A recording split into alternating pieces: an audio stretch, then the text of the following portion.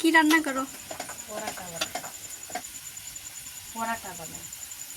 এত রাত্রি পরাটা? মাশাআল্লাহ।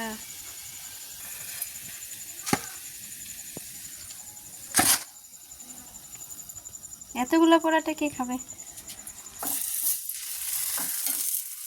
আমি আর আলবি এতগুলো পরাটা খেতে পারি নাকি? এত পরাটা বানাও এত রাত্রিবেলা? থাক, সমস্যা নাই, এগুলো রেখে দিও, আমরা কালকে সকালবেলায় খাওয়ানো, তাহলে তো আর কষ্ট হবে না। তা তুমি বানাও আর খাও, গরম গরম বানাও আর খাও, ভালো লাগবে না দেখো। সাথে কি শুকনা মরিচ আর ডিম ভাজি, আর কিছু নাই?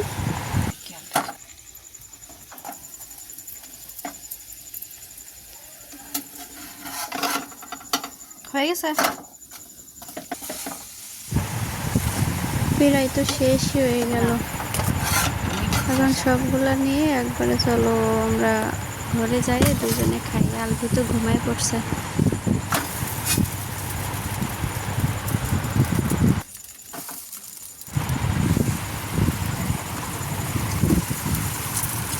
সরিষার তেল দিয়ে ভাজিছো না আম্মু? ভালোই হয়েছে। তা আমি বাইরে গেলাম, একটু বাইরে যেয়ে দাঁড়িয়ে থাকি, তুমি বানাও। এই দিক দিয়েও তো ভালো দেখা যেতেছে আম্মু। না, ভালোই হচ্ছে তোমার পরোটা, তাড়াতাড়ি বানাইছো, এর থেকে আর কেমন হবে? যা বানাইছো সুন্দরই হয়েছে। অবশেষে আমার আম্মুর পরোটা বানানো শেষ হয়ে গেছে, তো আপনারা দেখতেই পাচ্ছেন। এত রাত্রে এরকম গরম গরম পরোটার সাথে শুকনো মরিচ আর ডিম ভাজা, আর সাথে আছে কিন্তু একটু সবজি, খেতে কিন্তু লাগবে অসাধারণ। আপনারা কে কে খেতে চান চলে আসেন সবাই। আসলে এত রাত্রে এরকম মজাদার পরোটা কার না ভালো লাগে। দেখেন আমি কিন্তু 2টা পরোটা এখানে নিয়ে নিচ্ছি, কারণ আমি এমনিতেই খুব কম খাই। আরও পরোটাগুলো বানিয়েছি অনেক বড় বড় করে।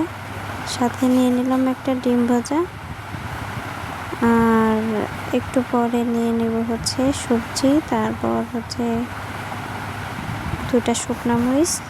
ও সেই স্বাদ, অনেক মজা। তো দেখেন একটু সবজিও নিয়ে নিচ্ছি।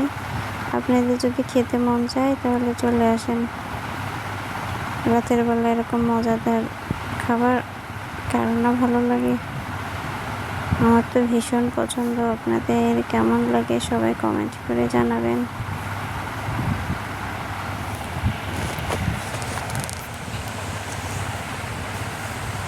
সবাই ভালো থাকবেন, সুস্থ থাকবেন। আল্লাহ হাফেজ।